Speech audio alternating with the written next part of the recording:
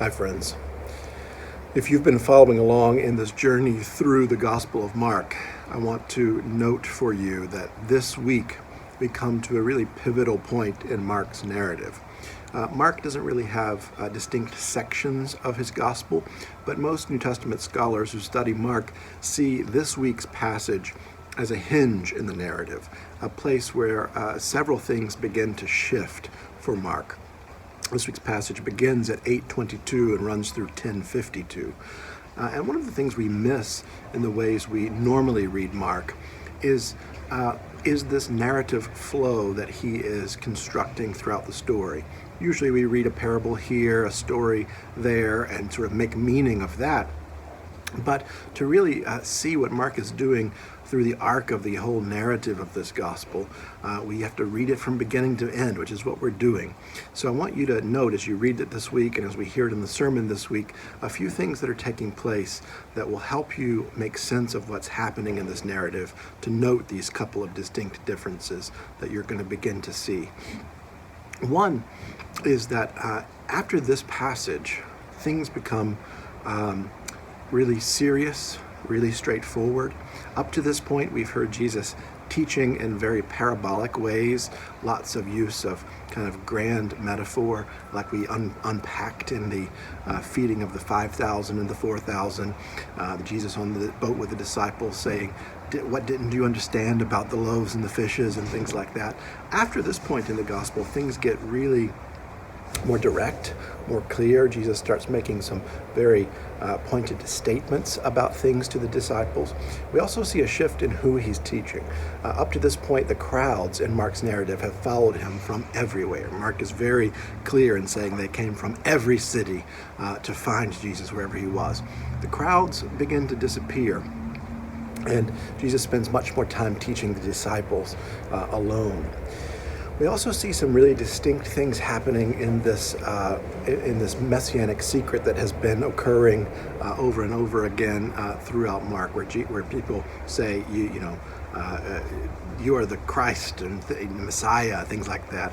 And Jesus says, oh, don't tell anybody about that. Or Jesus heals someone and they want to go out and proclaim what has happened to them. And Jesus says, don't tell anybody. But then, of course, they still do. After this passage, and actually at the very beginning of this passage, this question of identity comes up really pointedly in Jesus' question to the disciples, who do people say that I am? And then his even more pointed question to them, who do you say that I am?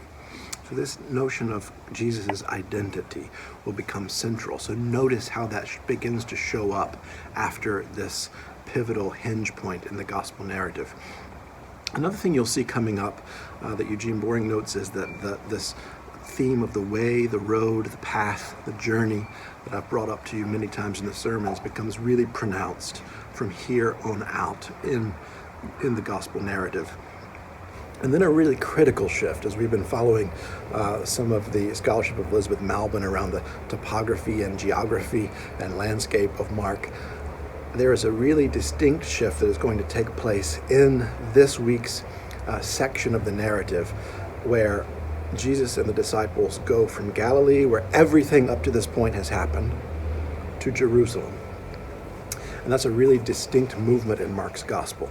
Really different if you read John's gospel, for example. Jesus is moving back and forth between Galilee and Jerusalem over and over again. Something's happening in Galilee, and the next moment you're in Jerusalem. But for Mark, everything is in Galilee until suddenly you are on your way, on the path to Jerusalem, where the rest of the narrative takes place.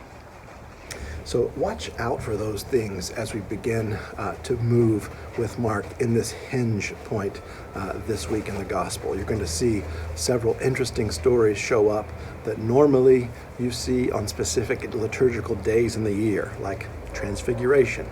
Well, our Transfiguration text is occurring this week in Mark's gospel, just like you'll see our typical Palm Sunday text showing up much earlier than Palm Sunday as we move through this gospel. So I hope that this is a rich time of exploration and that you are coming to know the gospel of Mark much more clearly and in ways that are helping you to see things that you haven't seen before when things have been taken so episodically. I've certainly enjoyed preparing this series so far and look forward to continuing it with you.